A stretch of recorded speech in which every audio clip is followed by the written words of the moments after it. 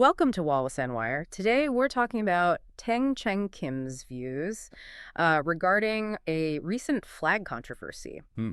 This situation really highlights some fascinating dynamics in our political landscape, particularly when it comes to how different incidents are perceived. That's right, and how they're reacted to across various groups. Exactly. It's a key point, really. What looks like maybe a simple graphic design error. Well, it's rapidly become a central talking point. Yeah, about consistency and, let's be frank, potential hypocrisy maybe, selective outrage. I think that's fair to say. In this particular incident involving the MRA Junior Science College, it offers a really stark example of this whole phenomenon. Okay, that makes sense. Yeah. So let's just get straight into it then. Okay. The core issue revolves around a National Day poster. It's from the MRA Junior Science College, and on this poster, our national flag, the Jalur Gemilang, was shown with 16 stars instead of the correct 14. A small error, graphically speaking, But significant, yeah. It is. Symbolically very significant. Precisely. And this is exactly where Teng Khim, he's known for being quite direct. Often provocative, yeah. He stepped right in. But he didn't just point out the mistake. No? No, he used it quite strategically, I think, to draw a very pointed parallel. Okay. He was effectively challenging what many see as this, recurring pattern of selective outrage in our politics. Right, so he shifted the conversation, not just what the error was. But who made the error? And how that might influence the reaction we see or maybe don't see. So instead of just saying, oh, there's a mistake, he puts forward this hypothetical situation. A powerful question, really.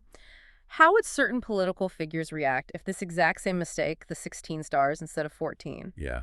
What if that was made by a Chinese primary school instead of an institution like RRA Junior Science College? Which, as you said, has a specific standing, a certain perception. It really forces you to consider the different lenses, doesn't it? How Yeah. these incidents get viewed. It does. And it highlights something psychologists sometimes talk about, this in-group, out-group bias. Okay. Essentially, actions by a group perceived as an out-group often get judged much more harshly. Yeah. Maybe seen as intentional, malicious even. Right. Well, if it's your in-group. Exactly. Similar actions might be excused more easily. Oh, it's just an honest mistake. Teng Khim's challenge sort of pushes us to ask if that bias is at play here. And Teng Khim was, remarkably clear about what he believes the reaction would be in that hypothetical case. Oh, absolutely. If a Chinese primary school made this flag error, he stated, and I'll translate his words directly for you. Okay. If the 14 points of the star on the national flag, symbolizing constitutional monarchy, were mistakenly rendered as 16 points by a Chinese primary school, Akmal and his allies would definitely condemn all supporters of Chinese primary schools as traitors, disrespectful to the Malay rulers, still not knowing the flag after 68 years of independence, intentionally disparaging the flag, besieging the school, and demanding the closure of the Chinese primary school forever. Wow. That's quite a statement. It is. And as you hear in that translation, it's incredibly strong language. It really speaks to a historical pattern maybe, how issues around national symbols, identity, they often get amplified. Not just by the mistake itself. No, but by the perceived group affiliation of whoever's involved. It's about how a narrative can be built, maybe weaponized, to escalate an incident purely based on who made the error. And Akmal, just for context, he's known for a very vocal, sometimes confrontational stance on these kinds of nationalist issues. That's right. Very much so. Okay, but then Teng Khim flicks it. He points out that now the mistake was made by the MAR Junior Science College. An institution often seen, as you mentioned, as a source of pride for UMNO. Yes. And he confidently states, I'll translate again. But now, the MARA Junior Science College, which UMNO is proud of, mistakenly rendered the flag's star points as 16. I'm certain he will not react to MARA Junior Science College in the same way. And that, right there, that's the absolute crux of the argument about double standards, isn't it? Seems like it. The underlying principle you'd think should be universal. An error on the flag is an error. Full stop. Doesn't matter which institution. But the anticipated reaction. Teng Khim clearly suggests it's different. Based on political affiliations, perceived group identities, it raises a really important question for all of us, I think. Which is? What does this tell us about the consistency of political rhetoric and political action?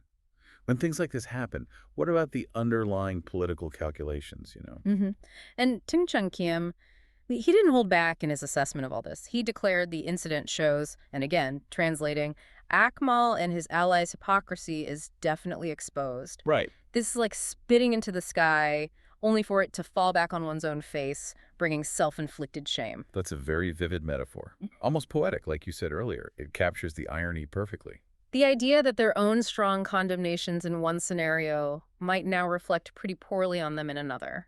It's a classic case, really. Public figures getting caught in the very kind of trap they often set for others. These are the moments that, well, they really test the consistency of political talk.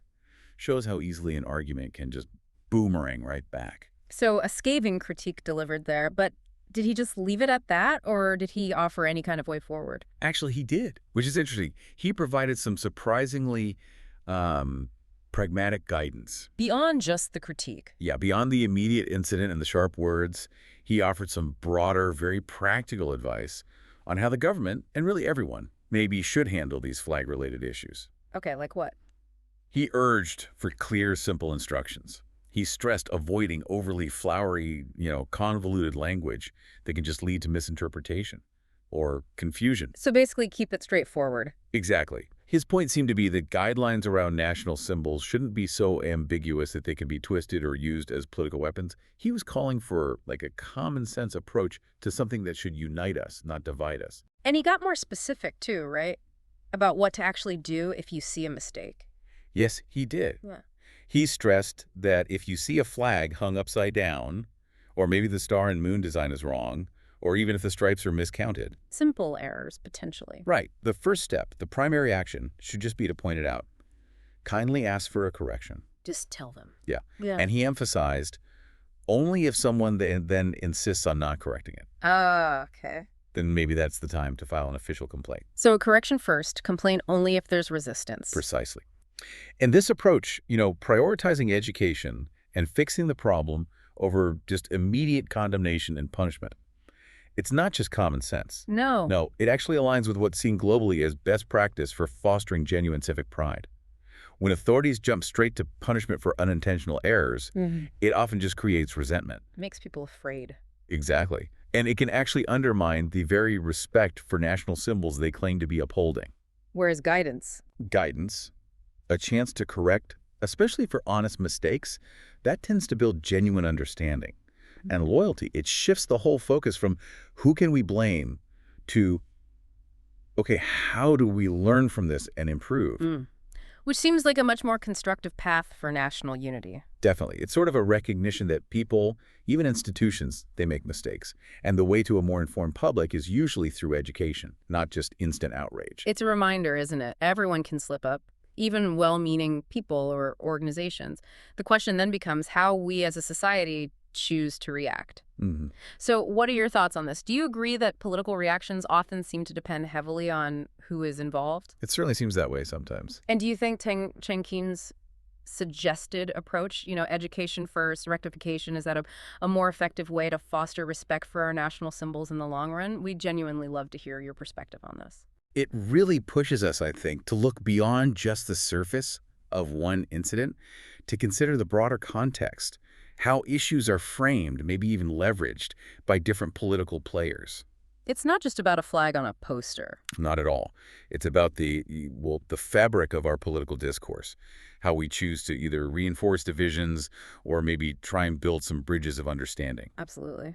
Well, this whole discussion on the MR Junior Science College incident and Chang Khim's comments, it definitely gives us a lot to think about. Consistency, fairness, it's all in there. Indeed. Thank you for joining us on World on Wire. Thanks for having me. Remember to like and subscribe for more videos like this.